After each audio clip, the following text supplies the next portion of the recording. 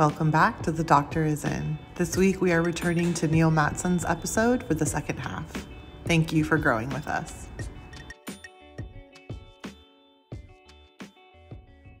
So, switching gears a little bit, I want to talk a little bit about efficiency because that is also part of GLASE's mission, and I think the mission of operators who want to run a profitable operation.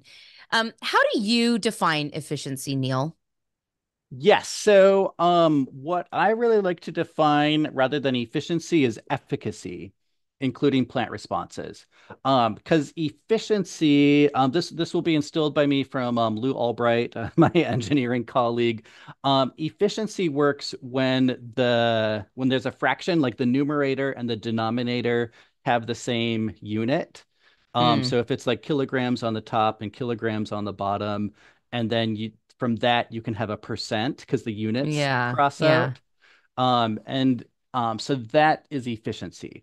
And another way I think about that is the most efficient greenhouse is one that doesn't use any energy, right? So you could put zero on the Right. denominator and your efficiency would go to infinity. Infinity. However, there's hardly any crop output, right? Oh, So that's true. So yeah. now it's 0/0. Right. Yes. That's Yeah. not helpful. So then what we want to do is what we're talking about then is efficacy, which is like output per unit of something. And that could be depending on what we're talking about per unit of water or per unit of energy.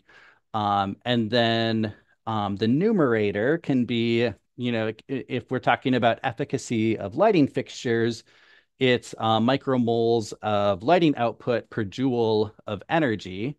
Hmm. However, if we carry that, speaking for the plants as a horticulturalist, it's like, okay, that's great that your fixture has that efficacy, but how does that combine with the other climatic conditions to give me harvested biomass? So what I'm really interested in is efficacy in terms of harvested biomass. So then what I'd love to see is units being used that are like kilograms of lettuce or harvested strawberries or tomatoes per kilowatt hour of electricity, or per you're an engineer, not me. If we include not just the electricity, but also the heating, cooling energy. So per Right. joule or watt or whatever. Or Yeah. BTU or BTU. yeah. Yeah. Yeah, Yeah. yeah, Uh-huh. yeah.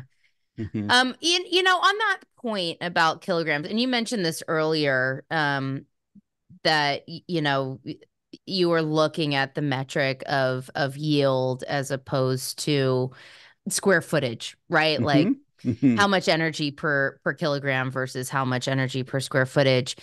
I mean, do you find it difficult to obtain those yield numbers? I mean, I know you're doing your own research, so you can, Hmm. Hmm. right, you can do those measurements yourself. But even within Glaze, and you have this private public consortium, and, supposedly you have some, you know, input and feedback from, commercial operators.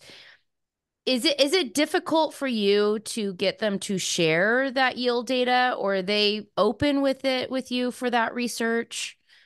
Yeah, it's hard to get commercially available data. Like you said, it's relatively straightforward to capture this data in a research setting.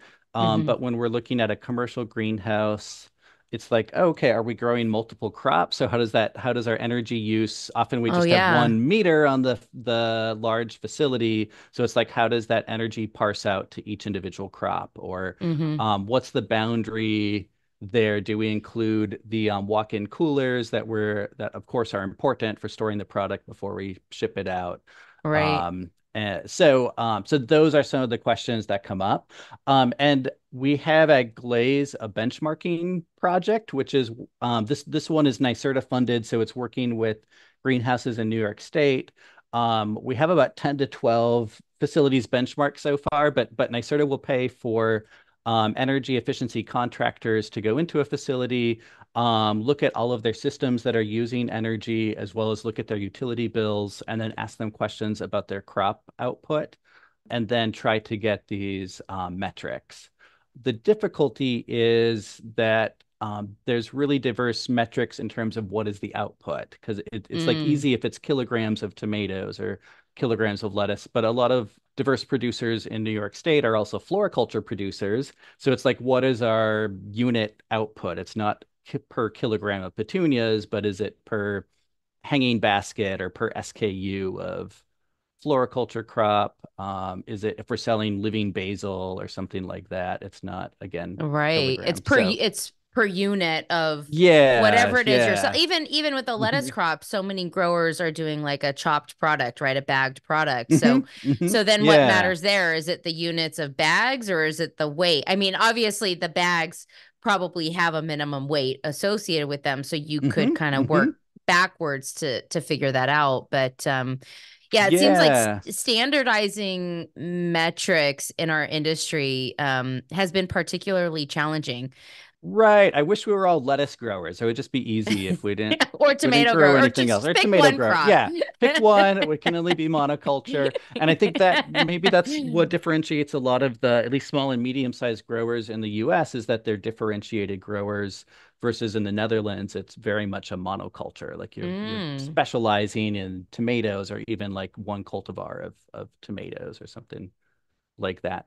I would interesting. like, I think it'd be interesting to look at efficacy in terms of dollars of farm gate value per unit of energy or per unit of water or things like that, because that might be a way to equilibrate. Like if we're going to What use does a farm kilowatt hour, gate? What does that mean? that would mean just like wholesale value, not retail Oh, value. So what the farmer gets paid. Um, and so if we have, limited number of kilowatt hours of electricity and our state wants to get the highest economic value for that, what would be the crops and the systems that give that to us? I So, mean, that so does seem most relevant to the grower, right? Who is paying attention to the revenues and expenses of that's right. their That's what it's all about for operation. them. It's Yeah, like, right. okay, did I sell 50,000 units? That's great, but how many dollars did I bring in? Exactly. Mhm. Exactly. Where So, do you so we currently Yeah, have go ahead. about 10 to 12 New York operations in our benchmark. And then I do know there's some national efforts like the Resource Innovation Institute released a benchmarking report, and they had about 10 or so greenhouses and indoor farms that reported on metrics that they included. So we're starting to get there, but in a sense, this is why a lot of the research that we've done has also been to like model things. So like when we model Yeah. energy use or model the economics, and not that we think we have the final answer to it, but it helps us understand what are the factors that affect energy use or economics. And it gives us a way to like throw something on the wall and see what sticks. We get better feedback from growers when we give them a starting point to the conversation than just ask them for a number. That's a really good point. Because that would be my follow-up question is how do we get more engagement, or more of the conversation coming towards academia and research as opposed to, models and putting things out there. But I like that tactic of, look, here's the info, this is what we have. Mm. Now, can you speak to whether that's accurate or not? Right? Yes, Even that exactly. Yeah, yeah. feedback, a yes or no is something that's Yeah, valuable. that's right. That's right. So I think there's a friendlier answer to your question, and there's a not so friendly answer to your question. I'll start off with the easy one, which is the not so friendly answer is unfortunately there may be more regulation over time. And so Yep, we yep. may be required to do this. And we've seen that in the cannabis industry, which is actually where like the Resource Innovation Institute got their start, is some states, as part of the licensing, they require producers of the crop to report out the resources that they used in producing that crop, as well as the output. So then you can calculate efficacy in like grams of flower produced per kilowatt hour of electricity, for example. So we could see more regulation even of vegetable and floriculture growers in the future as states and municipalities are trying to account for how they're using their Something that resources. something that's happening here in California. I mean, Yeah, yeah, yeah, yeah. we now have Hmm. an energy code, kind of light on the requirements, but still setting requirements for growers regardless of crop. You Hmm. know, Hmm. all those rules apply to everyone regardless of your crop or where you're growing. Hmm. And I certainly encourage growers to get ahead of this, right? And create our own metrics, create our own standards Yeah, so right, that, right. And that's yep, the friendlier side of the answer yes. is like, let's be proactive as an industry and encourage these conversations. And I think the more open that we can be, I think it's hard sharing. If I'm an operation, I don't want to share my number with you specifically, but if I could share that as part of an anonymous aggregate data set, and then Mm-hmm. I could see how I stack up against my peers, that would be helpful. And I think there's a lot of value for the producer to seeing like how their number compares to others, because that can show them like, okay, are they already following best practices, or oh, actually, I'm on the lower quartile in terms of I'm using a lot more energy per crop that I'm producing. It looks like there's a lot of opportunities available for me to save energy. Right. Well, that is a perfect segue to what my next question was going to be, which where do you see the lowest hanging fruit or the biggest opportunities for increasing efficiency or efficacy of a greenhouse operation? So yes, I love when that can be, evaluated on an operation by operation basis and Yes, of with course. with energy audits and things like that. But some of the low-hanging fruit that I can see are if you're using supplemental light, and you're using high pressure sodium, like if you're using magnetic ballast high pressure sodium lights, and maybe the bulbs are also 10 years old or 15 years old, Ah, even just yes. swapping out to new double-ended HPS fixtures with electronic ballast, you can save that will cut your lighting electrical bill in half with a very Wow. small capital outlay. Okay. So even without touching LEDs, you can do a lot. That's Then huge. yeah, right. So that would be a low-hanging fruit. And then, the more hours a year you're using a lighting system, then you can think about, okay, maybe in these sections of my greenhouse, I'm using the lights for winter lighting for these crops. So those are the candidates for retrofitting to LEDs. And then there's other greenhouse sections that you're using seasonally or not lighting as much. Like maybe those can have lower efficacy fixtures because I'm not using them as many hours of the year. So there are a lot of potential. So I'd like to see more research in like heat pumps being used in Yep. greenhouses. I don't know enough personally to give my own recommendations there. Um, but I think, yeah, we need to explore that as well as how practical can geothermal be, at least for large operations in certain locations as Mm-hmm. well. I guess what I'm driving at is we need with LEDs, and then renewable electricity, we can decarbonize the lighting side of the picture, or there's a pretty clear pathway there toward decarbonizing it. But the rest of the climate control, the heating, the dehumidification, and the cooling, I guess we can install electric boilers, but there are other opportunities there that we're going to need to increasingly look at as an industry. Yep. Yep. And then I guess I started by saying I'm a horticulturalist that speaks for the plants. Yes. So the more that you can do to boost your crop output, so maybe you're using the same energy to heat and light a greenhouse, but take a look at your plant spacing practices and your management practices, how often you send tissue samples to a lab and make sure that fertilizer is right. Because if I could get 20% higher yield, that also means that my efficacy, my kilograms per That's unit right. energy, also improved by 20%. So, Right. I see a uh, lot of growers focusing more on that piece of the profit equation of how do we boost yield as opposed to how do we reduce our resource inputs. mhm. But a lot of times they go hand in hand. Would you agree with Yes, that? that's right. Yeah. And if you have more tools in your toolkit to boost energy, meaning you have more toys like lights that you can adjust. I think control systems are a huge one, Mm-hmm. right? Because you have to do your climate control, but if we can do that in a sophisticated way that makes sure we anticipate what's happening during the day with the sun, with the wind, with all the other the crop transpiring. So it really is an integrated system.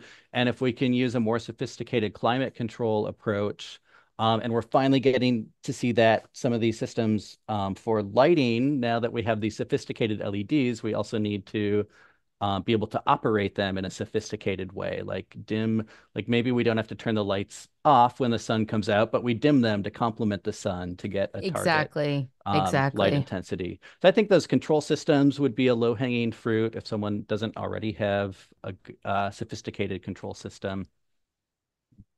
What about shade screens and thermal curtains? Do you see? Yes, yes, right. So that's a huge one. It's part of that integrated system. Mm-hmm. So, with head lettuce, if we grow it under too much light, we're going to get tip burn because it's growing too fast. So we absolutely need shade if we're growing head lettuce. Well, pretty much anywhere in the U.S. in the summertime, at least. And in a lot of the US, each day is very different in terms of cloud cover versus sun. So Yeah. when we look at, like Arizona might be sunny for 300 days of the year, but Yep. in New York in the summertime, we can go from a highlight day, which might give us 40 moles of light in a greenhouse, and then the next day is cloudy and rainy, and we get 5 moles of light in the Wow. greenhouse. So a retractable shade curtain is very important Yes. in that kind of climate. So we can exclude light as needed on those sunny days, and have that light come in when we need it. So I think also more layers, and we're seeing this in like parts of the world where energy is more expensive. Like when I visited Japan, for example, and their energy costs are maybe like 3 times what they are in the US, where in the US we'll have that retractable shade curtain that also traps in like 40% of the heat at nighttime. In Mm. Japan, they might have like 3 layers of curtains, and like 2 of them are shade curtains, so you can get different levels of shading depending on conditions. And then one of them is specifically more for heat retention. And then you combine the three together, right? And you can trap in, I don't know, 80% of the heat at nighttime Wow. is like trapped in. So Wow. I so at the mean, and expense of a higher upfront cost, but not a huge exactly. cost, you can save a lot more energy. Yeah, I wonder what the return on that would be. It seems like it would be pretty high.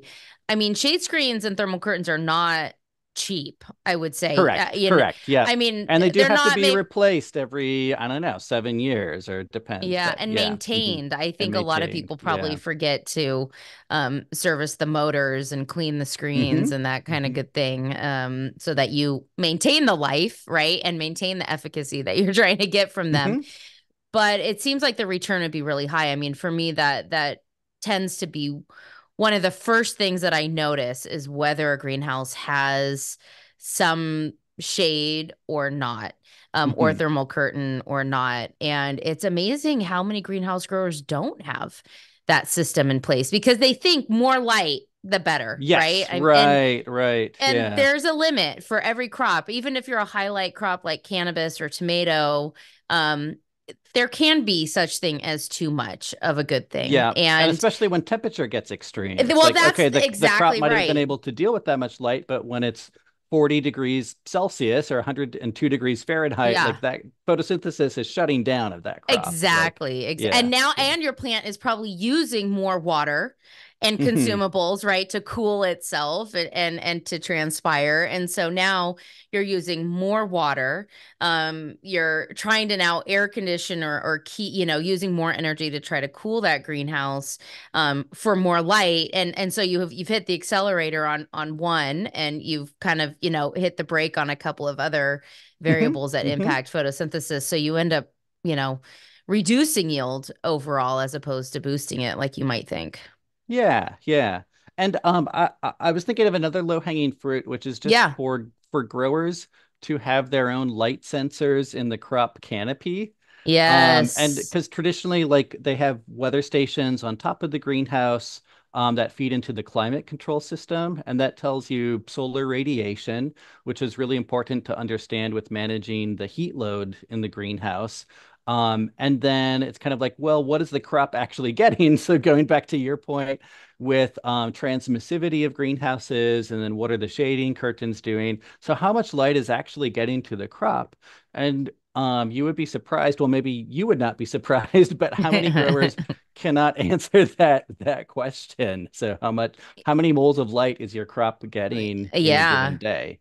Sensor placement in general is That's right. huge. I mean, you Yeah. see sensors all over the place in an indoor farm or a greenhouse, above the canopy, in the canopy, on the wall, right? On a post. I mean, and Yeah, right. Shaded not by that represent post. Yeah. exactly, not representative at all of what your plants are experiencing. So Right, that's right. always, yeah, definitely one of the first things I look for is where those sensors, because those sensors are also controlling all those other systems. So if your light sensor is way up high and it thinks it's getting more light than it is, then hmm you hmm might not know that you need some supplemental light or retract those curtains.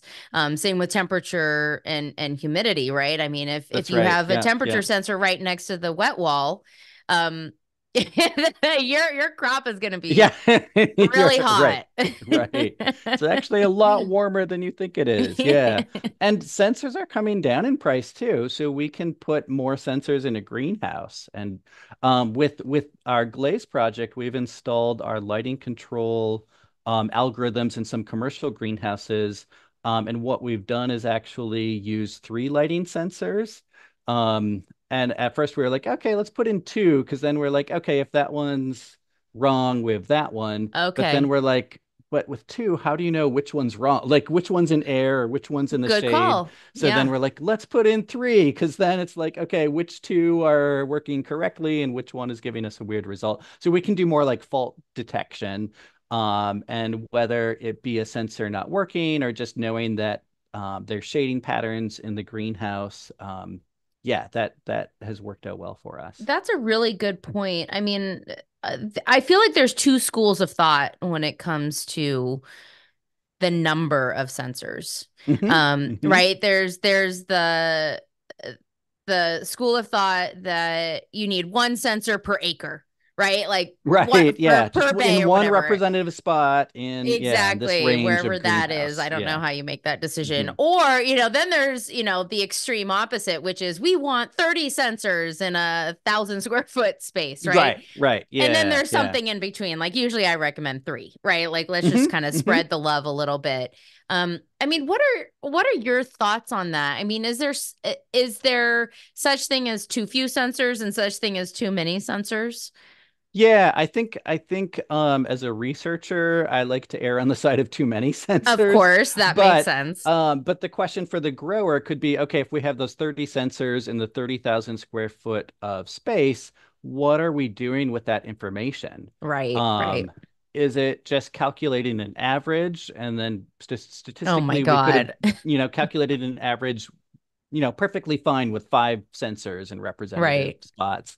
Or are we trying to learn about the variability in the greenhouse so we can manage our crop scheduling and irrigation scheduling or something like that? So Right. if the data can actually is planned on being used for something, more data can be helpful. But if it's just more data for the sake of more data to increase your cloud storage space, I'd Right. be like, yeah, why? What are you doing with it?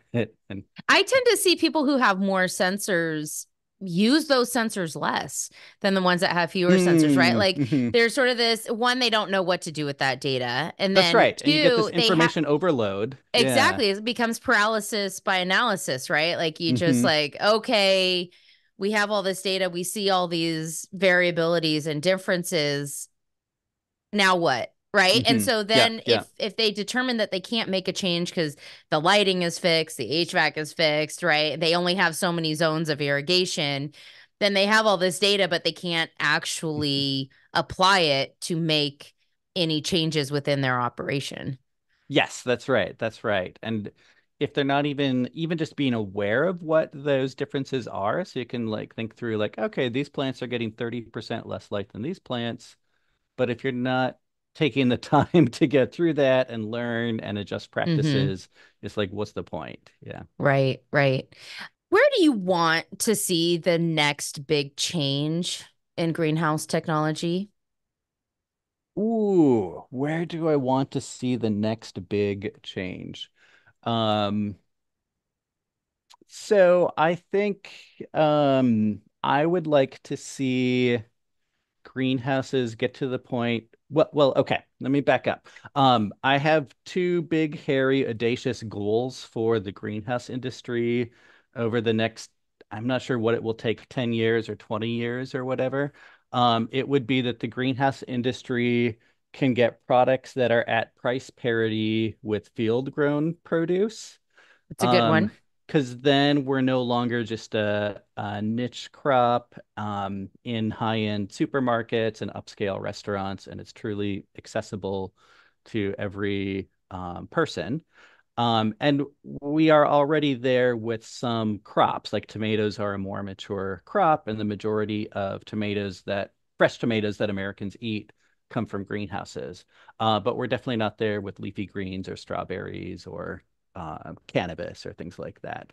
So, so I'd like us to design systems. So there's economies of scale, there's breeding efforts and energy saving efforts, and I think a lot of it will also be automation. So it's going to take many different things to get to cost parity with field.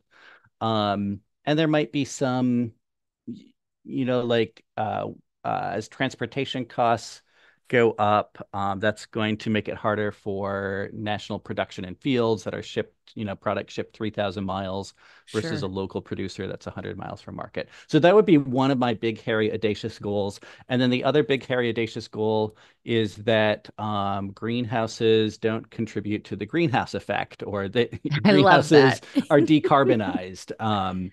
And that will, like we talked about this a little bit before, but that will take a lot of efforts both in renewable energy so that the energy we do use, but also the heating, cooling, dehumidification component. Like, yeah, if we can't burn natural gas, do we have access to biogas? Do we have geothermal? Yeah. So not easy questions to get there, but we're going to need to get there sooner rather than later.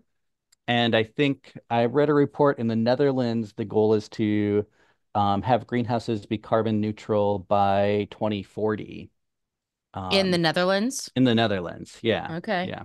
Hmm. Interesting. They have a pretty uniform climate, I would say, right? Yeah. In the Netherlands That's compared right. That's to the right. Yeah. US. Hmm. I mean, and on that point, I mean, this kind of, idea of local production and kind of breaking the national distribution chain of, lettuce coming from California and from Yuma and getting redistributed to the rest of the country. I think we produce 70% of at least 70% of the lettuce consumed by Americans. But those distribution networks are established, right? Like That's they're right. there. Yeah. So there's more to it than production. A lot of it Exactly. is And so distribution. Yeah. it kind of dawns on me, having conversations lately and just thinking more about local production. You said that it's gone kind of from a greenhouse and CEA from let's grow local, urban agriculture, that type of thing. All great ideas, but now more of a focus on food security and climate change. And your audacious goal of greenhouses not contributing to the greenhouse effect. I mean, how does that impact the technology or just maybe even the future of greenhouse and CEA production is going from a national distribution network to a local. I mean, on one hand, it seems like, well, a local distribution network seems like it should be more straightforward, right? Like you're only Yeah. serving a Yeah. specific And I region think or locality, but now we I have to create new networks, right? That's right. Yeah. And sometimes local networks are not as efficient. It's kind of like the last mile Oh, problem in if I'm in like New York City, like delivering produce to market, it might be better if I'm located an hour outside of the city next to a produce distribution center where I Hmm. can like deliver product to other supermarket trucks that are already planning on visiting all of these supermarkets. So all that to say, it might be like a regional production system instead of national or local. And what we might do is like look at different regions and be like, okay, we're in the Northeast or the West, like what are the technologies that are adapted to our climate? Where within the Northeast might be the most efficient way. Like there's parts of New York that get much more sun in the wintertime than where I am in Ithaca, New York, which gets a lot of Great Lakes cloud cover. So one could do kind of this GIS mapping approach and be like, where does this make the most sense? Where are there other, if we're talking about circular bioeconomies, where are there Hmm. waste products or waste heat from other industries? So really trying to take advantage of co-location. And then it might be regional because there's economies of scale, like instead of 40 1-acre lettuce greenhouses, maybe we have 4 10-acre lettuce greenhouse producers in different parts of the Northeast. And then there's some redundancy in the markets that they serve. So, So you think um, there could be like regional hubs, basically? yeah, that's right. That's right. Yeah.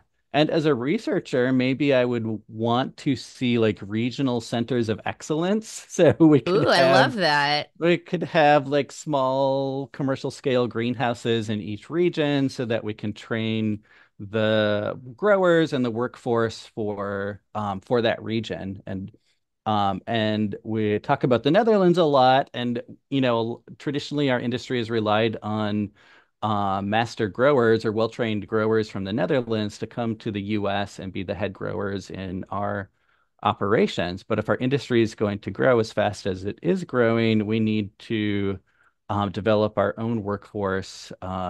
Yeah, we can't clone the Dutch industry. And then, like you said, they have a very their climate is more yeah, well, they have a given climate, and it's certainly not as variable as a U.S. climate.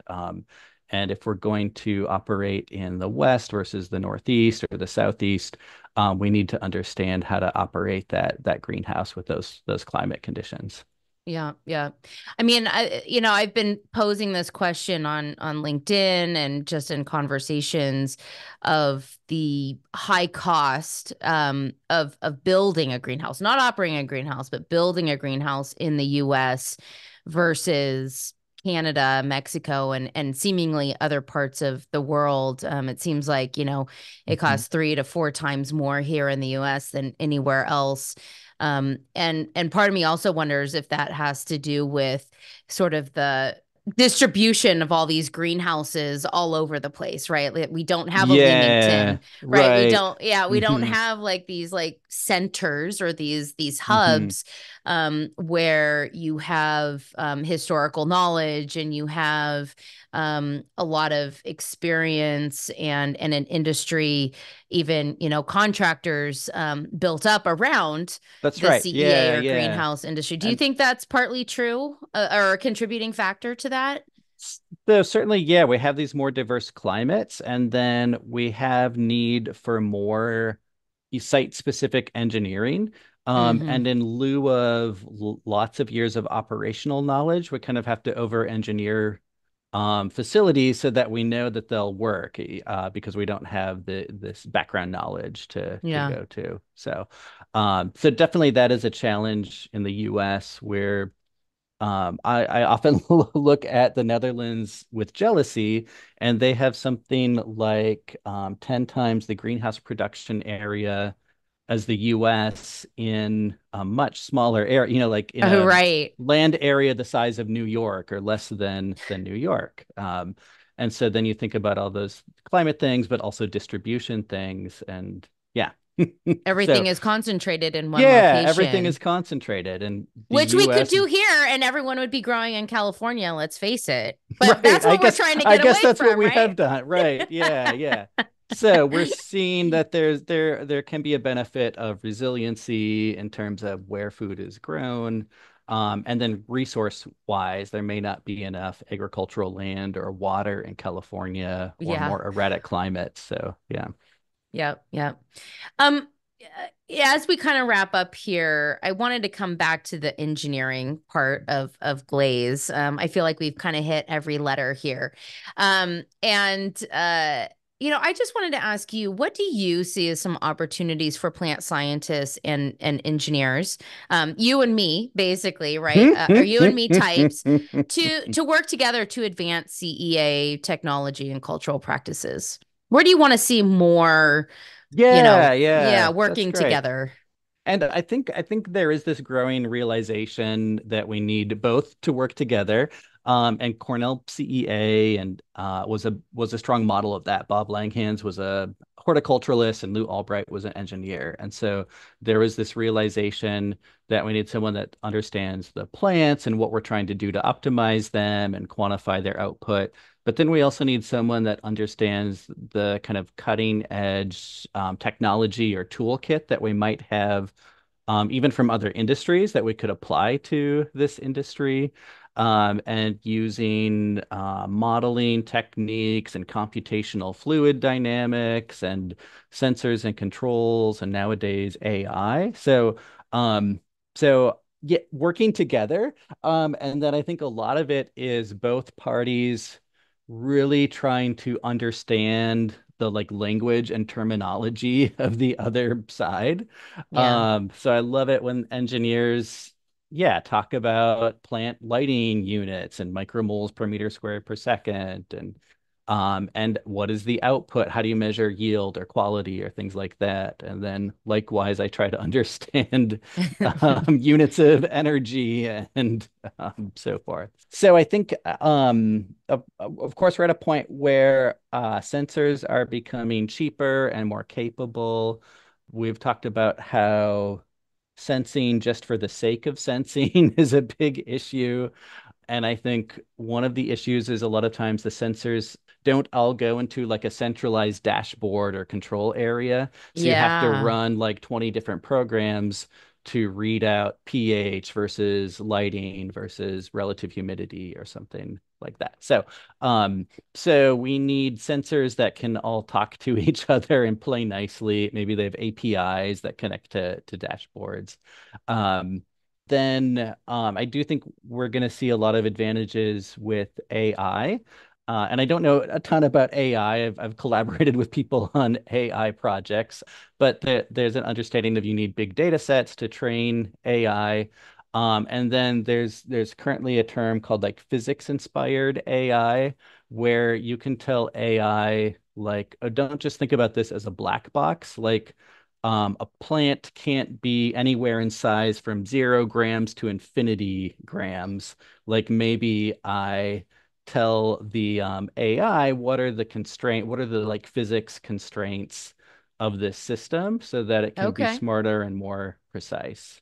That makes sense. Um, I'm glad you brought up AI because do we need big data sets to grow in a greenhouse? Is that If necessary? you use AI, you need big data sets, but you clearly don't need AI to grow in greenhouses because we've been doing it for hundreds of years without AI. If you don't have AI, you need horticulturalists that kind of know what they're doing, right? Or Yeah. engineers that know what they're doing, to be able to control the climate and predict outcomes. And so traditionally that was just done with years and years of experience. And every year something goes wrong, but you learn something from it. And this season was different from that season and so on. So you get a pretty big data set up here in your head where you can do a pretty good job of managing the environment and predicting the outcome. But if our industry is going to grow fast and we don't have the head growers that we need for new operations, we need to train new growers very quickly, and have them make decisions that make sense for their system. Interesting. So AI could sort of fill in for the lack of experienced growers who know kind of Yeah, what yeah, decisions to make, that's right. or Yeah, how or their like plants are going to respond to different inputs that's and right. That's variables. right. Because as you know, there's many interacting things. And so if we change one variable, like we turn the lights on, that's changing the temperature in the greenhouse because we're adding some waste heat. It's also changing crop transpiration, which means we now have more water vapor in the air or an increased relative humidity. And then we may have to turn on vents sooner to dehumidify the greenhouse. And so like it's not always clear, like you can make one decision, but how does that decision affect all those other variables? And it's hard to keep track of, even for a really For experienced sure. person. Yeah. So do you think there'd still be like a master grower, someone who is basically paying attention to the decisions AI is making to make sure that they aren't trying to grow a plant to infinity, or that, they're not trying to grow a plant so efficiently that I don't know, Yeah, that yeah. denominator goes Uh-huh. to zero and we go, the numerator. I mean, that some of the decisions are logical, and that you're not making sacrifices to other things in Mhm, order to mhm. grow the most efficient plant. Yeah, as a horticulturalist would like to think that there will We always be still a have a need job for in 10 experience. years. Yeah, Yeah. exactly, exactly. And if I when I like play around with Chat GPT sometimes, I'm like, it's pretty dumb. Like some things it's Yeah. good at, like summarizing an article into 500 words or something like that. But it's pretty dumb if you just throw questions at it without good data training. And so I think we can't replicate I think currently sensors and controls can't replicate everything that a human can detect. And so you'll see like a good grower that knows the crop, and they could look at, they'll see lettuce plants that are 100 feet away. And it's like the leaves look dull to me instead of glistening. Like to me, that looks like is it like they're not getting enough airflow? They're not being watered. Something's going on. And you can detect that even before a machine can detect that.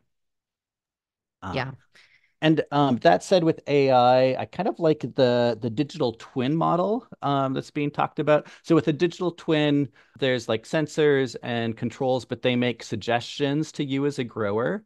And Okay. then you as the grower make the final like decision. Um, I like that too. It's almost like an alarm. yeah, Um, right, right. Like a right? smart alarm. Alarms that most Yeah. growers end up ignoring at the end of the day because Right, right. but Uh-oh. it's kind of like having a buddy, right? Like an assistant who's looking out for Yeah, you. yeah. Yeah. Gonna be like 2001: A Space Odyssey. I can't let you do that, All Hal. right. You're like, I'm gonna do it anyway. Right. Yeah. The human condition, right? Yeah. Always And defiant in some way. And I think these technologies then could help a head grower be responsible for a larger amount of crop or a larger production area if they don't have to be in all places at the same time and can kind of access a dashboard wherever they're at. That's telling them these things that they need to be cognizant of. Yeah. So, you told us what your audacious goals are for the greenhouse industry. Um, I'm just curious. I mean, those are what you'd like to see happen. What do you think is going to happen in the next 10 years? Like, how do you think that the industry is going to evolve? Are we still going to be growing at the rate we're growing? Faster, slower? Yeah, Are yeah. vertical So farms going to figure out, do their course correction and maybe be part of the mix? Or are they the past already? yeah, I think within vertical farms and then even within greenhouses, there we are going to see more mergers and acquisitions. Yeah. And, Yeah. and like as people are trying to find profitable business models, and then if they are trying to reach price parity with field, they need to be more efficient. So unfortunately, I think there are going to be winners and losers. I think there is always going to be room for that scrappy grower that's willing to like go out and like I love visiting small family farms that maybe like sell to restaurants or at farmers markets, and they have to do everything and sell the crop, but they can build those connections with local restaurants and get That's product true. sold at a price point that they need to make money. So maybe what that means is that there's going to be further bifurcation of the industry. So there's going to be larger, regional greenhouses on one end that are serving national retailers. And then there's going to be small family farms are still going to serve their local markets. But it's going to be harder and harder for the medium-sized growers because they don't have the economies of scale as the larger growers. And they're producing too much stuff to sell at kind of niche markets like Yeah. restaurants and farmers markets. I love that you brought that up because, what we're seeing in the cannabis market, especially, in mature markets, I would Hmm. say, like California and Colorado and Washington and Oregon. I'm picking on them specifically, but there's other states where prices are so depressed right now. I mean, it's not a cash crop anymore. I mean, it's basically become a commodity in several of these states. And so we've seen a lot of mergers and acquisitions leading up to, say, 2020, Hmm. 2021. And, the cannabis industry is going through its own course correction, like, the horticultural vegetable production industry has been going through, but kind of in a different way. Hmm. Cannabis growers relied on high prices, right? Green vegetable producers never had high prices to That's begin right. with, right? Yeah, Yeah. And so yeah. it's kind of And like and this. Yeah.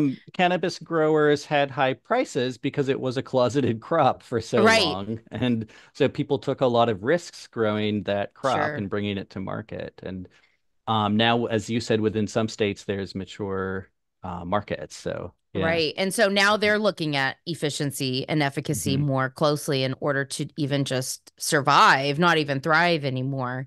Hmm. But something that I have noticed in many of the states I just mentioned is that the winners are actually the ones who stayed small, are the craft growers. It's the Right, M&As that are right. failing, right? Like they're all trying Hmm. to dump those assets now. They didn't know what assets they were buying, right? Like they were trying to grab market share, and in the end, as the prices dropped, they couldn't afford to run these operations and staff these operations, et cetera, et cetera. And so a lot of the craft or small growers are the ones who are surviving Hmm. through this Hmm. sort of sea change in the cannabis industry. So, you know, kind of what you just said about, the small growers, right, who have those relationships locally with retailers, with consumers directly one-on-one, are going to be some of the survivors. And then you think also some of the big ones, right, that have these national accounts. And I, if I think about the cannabis industry and what is potentially happening with rescheduling, and that is going to, if we deschedule cannabis, That's right. Yeah, yeah, that yeah. is now going to allow interstate commerce potentially, right? And so now, right, what does The happen same with those big pressures that we had in the greenhouse vegetable industry. It's exactly, like, oh, we can move to a part of the country where there's a better climate to grow and grow this more profitably and then ship it across state lines. and then have maybe Yeah. these regional hubs as opposed Hmm. to state Hmm. by state local grows. So it's such a fun time to be in this industry, Yeah, even in yeah. all the crops, right, and all the facilities that we're growing in, because there's so much overlap, even though they're coming from totally two different angles. Yes, Eventually, right, right, they're going to right. come together, and we're going to And see common solutions across both. And I think you picked up on a really nice cautionary tale that affected both the greenhouse CEA producers as well as cannabis producers. It's difficult to grow an operation quickly. So if we're getting investors that want to see that very quick return on investment, and I'm building more production area than I have trained labor to operate and markets to sell to, that can be a recipe like, yeah, we're trying Yeah. to get out there and capture market share when it's a new field, but we're growing too fast and that can set yourself up for failure. Exactly. And I wonder about like the vertical farms, all of them to be unnamed, which were growing. I don't even know how many millions heads of lettuce, or at least that was their intention. Hmm. And I mean, somebody had to crunch numbers to say that there was a demand for that much lettuce, right? I mean, Right, right. Yeah, I yeah. hope, but it's just, yeah. It seems It's like they grew for the sake of growing as opposed to knowing the market Yeah, necessarily. yeah. If a new farmer comes to me and they're like, "Oh, what should I grow or what business model should I follow?" I'm like, in a way, that's starting in the wrong direction. Like, start with your market. What does the market need or demand? Or what's your differentiating factor? And then work backward to see if you can put a business plan together to get that outcome, I Yeah. guess. Yep. Yeah. Yeah. Um, well, Neil, I'm going to ask, my last official question here for you, Ooh, which is, what do plants crave? I love it. Yeah, plant. I can't Um, wait. Plants crave so many things, but what they really crave is attention from people.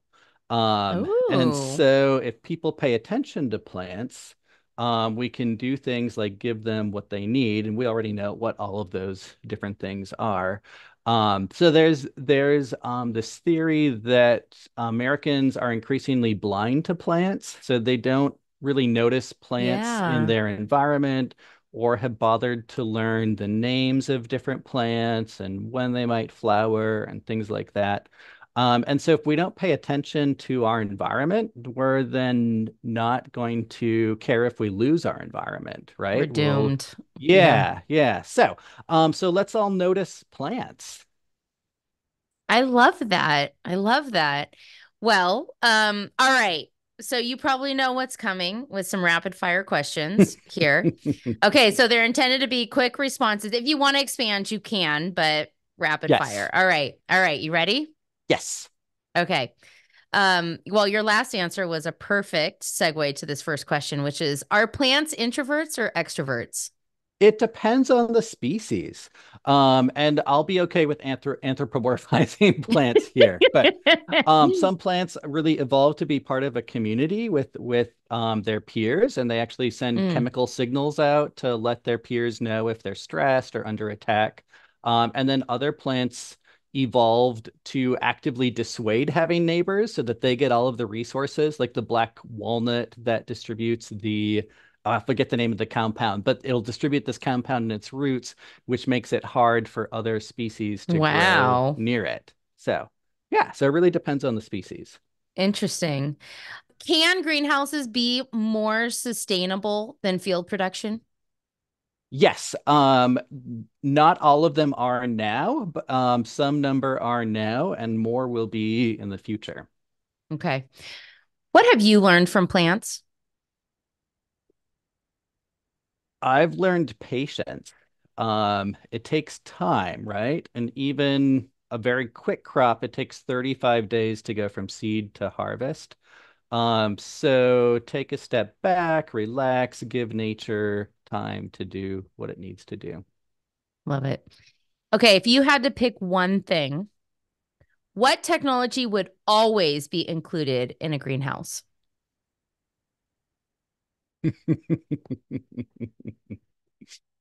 Hmm. What technology would always be included in a greenhouse? Um, a thermometer. Oh, I like it. What technology could be skipped? Ooh, what technology could be skipped? Um, I'll say 27 of the 30 light sensors in a greenhouse could be skipped. Perfect, perfect. I like full circle here. Right, Um, right. what do you think is often overlooked or taken for granted when starting a new greenhouse? Cash flow. So it takes a lot of time to implement a business and start selling product on the market. And so ideally plan to not sell any crop your first year, maybe half of your crop in the second year and three Interesting. quarters in the third year. So Okay, that's really good to know. If you could build a greenhouse anywhere, where would it be, Neil? I'll go to Mars. Oh, we're going to outer space. We didn't even Forget about talk the about. moon. We're going to Mars now. We're putting Yeah, a just greenhouse skip right there. over the So, moon. Been there, yeah. done that. Right, right. Yeah, yeah. What will we be growing in greenhouses 20 years from now that we aren't now? Other fresh perishable fruits and vegetables. So there's going to be a lot more with berries. So blueberries, blackberries, raspberries. And then I would love to see things like green beans and fresh peas, where in my supermarket they never taste the same as they do from my garden fresh. You So just I snap think, them right off the plant. yeah, Yeah. totally, totally. Yeah. Yeah. Do you think it's possible to grow cereal crops sustainably in greenhouses and vertical farms? Do you think that'll ever happen? If we have cold fusion, it may be possible energetically, but then at that point, Okay. I would think about the embodied energy that went into the greenhouse structure to grow those crops. So I think we need to treat Mother Nature lightly so that some crops are always going to be outdoor crops. I like that perspective. All right. What do you miss most about living in northern Minnesota? Oh my gosh. And upstate New York's a pretty great proxy to it. But Okay. my family farm was on a lake because Minnesota has 10,000 lakes. That's right. And so the ability to go dive in the water and fish and kayak every day of the year if I wanted to. Half the time that was ice fishing and I was gonna ice say, what about ice ice fishing? kayaking or whatever that equivalent is. But yes. I was recently in Minnesota for a project. I think it was February, and I was so nervous about it being freezing cold, but it wasn't. I mean, it was like 18 or 20 or something. And Yeah, which is yeah. cold, right? But it wasn't polar vortex cold. And they were Which was saying, yeah, go It's ahead. tragic. The economies rely on real winters for Yeah, that's what they snowmobiling were and ice saying. fishing and skiing. And Yeah. They were absolutely. Yeah. we went out to lunch, and the uh the people who were helping us, their servers, they were saying how that weekend, before I was there in town, that a group of people went out on like the ice of the lake. Like what there wasn't very much, and basically the ice broke off from the shore and drifted into the Oh, lake. yes. Yeah. And so then they had to rescue them all. Yes. And sadly, climate change is giving us weather that has never been experienced before, almost never. So there what near my parents' farm, an 80-year-old died driving on the lake when he normally could have driven through, but the ice was too Oh thin. So no. yeah, yeah. Wow. Wow. Well, that's a bummer to end on. Maybe not end on that note. Maybe that can be cut out there. Yeah. End with something uh, positive. right, right. I wanted to ask you a question just in general. Like, what legacy did Lou Albright leave behind CEA? Yeah, I love that question. So Lou was a close colleague of mine. He passed away 2 years ago now. He was in his 80s. And he was, if we look at more broadly than CEA, he was Yeah. known as being a great teacher. So he taught the like intro agriculture engineering class that I think actually taught students like computer programming. And so I'll talk with past students that even they were not involved in CEA, but he was a great teacher. He spent time, his class would have like 100 students, and by a few weeks into the semester, he made a point to know everybody's name so that he could call on them by name and they felt valued in the class. So I think he was really interested in helping people achieve the best for themselves. And he loved listening to, he would invite any company that wanted to come share their business model or like talk it over on a Friday morning meeting over coffee. Mm. And he loved playing devil's advocate, but it wasn't to be like, aha, I got you on that one.